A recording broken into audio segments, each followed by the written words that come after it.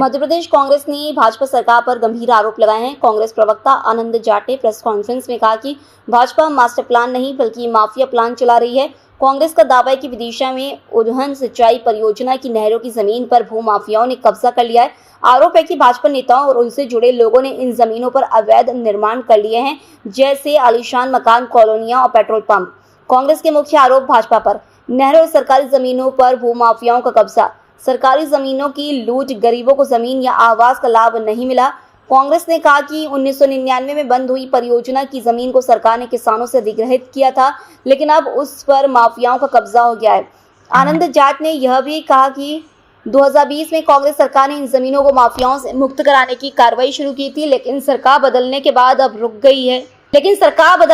सब रुक गया है। उन्होंने मुख्यमंत्री शिवराज सिंह चौहान पर निशाना साधते हुए कहा कि 2005 के बाद से ही ऐसे माफिया सक्रिय हुए हैं। उनका आरोप है कि मामा ही माफिया है। विदिशा जिले में जल संसाधन विभाग की विदिशा उद्वहन सिंचाई परियोजना की बंद हो चुकी नहर, जिसका कि भू अर्जन, भूमि अधिग्रहण जल संसाधन विभाग ने 1977-78 में किया था, उस जमीन पर पिछले 20 वर्षों से भाजपा के नेता, भाजपा समर्थित व्यापारियों ने कब्जा किया हुआ है और जल संसाधन विभाग के अधिकारियों के द्वारा कई बार लेटर लिखने के बावजूद आज तक अतिक्रमण मुक्त कराने की कार्यवाही इस जमीन पर नहीं हुई है।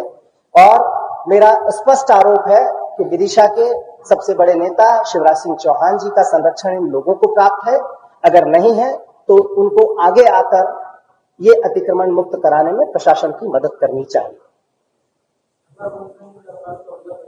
अगर वो ऐसा नहीं कर पाते हैं तो विदिशा की जनता के साथ, विदिशा की जनता के लिए कांग्रेस पार्टी और हम सब मिलकर उग्र आंदोलन करेंगे और ये अतिक्रमण हटाने में सरकार और प्रशासन को दबाव में लाने की कोशिश करेंगे।